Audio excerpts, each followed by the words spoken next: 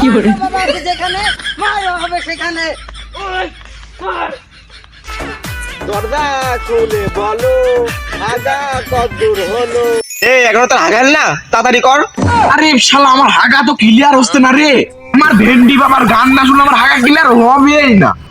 আমার গুরুর তো পুলিশে ধরে লিখিস রে। আমার গুরুর গান না শুনলে আমার হাগা ক্লিয়ার হবেই না।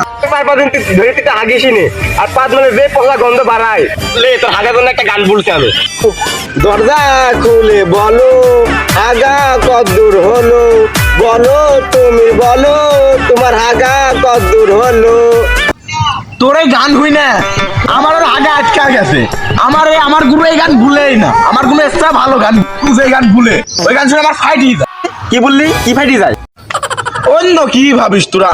আমার গান শুনে বদ না ফাইট। তাহলে যদি ক্লিয়ার করতে চাই তাহলে আছে আলু সরকারের আগে আছে মুক্তির ব্যবস্থা করতে হবে। ভেন্ডি সরকারের মুক্তি চাই, মুক্তি দাও। ভেন্ডি সরকারের মুক্তি চাই, মুক্তি সরকারের মুক্তি চাই, মুক্তি দাও। এই তো সারা দিন কি বলো মারা আনন্দ করছে খানে লাই খানে লাই। এই ভেন্ডি সরকারের মুক্তি চাই, ভেন্ডি সরকারের মুক্তি চাই। কি করে আপনার বাড়ি কেরম হইলো? ভণ্ড বাবা আছে যেখানে মাও হবে সেখানে।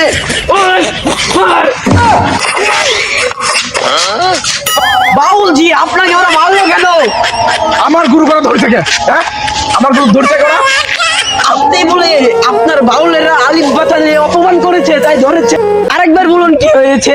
আমার গুরু আমাকে 1 টাকা নাপা খাওয়া হাগা দিছে। কি হয়েছে আর আপনারে এখনো ঠিক করেনি?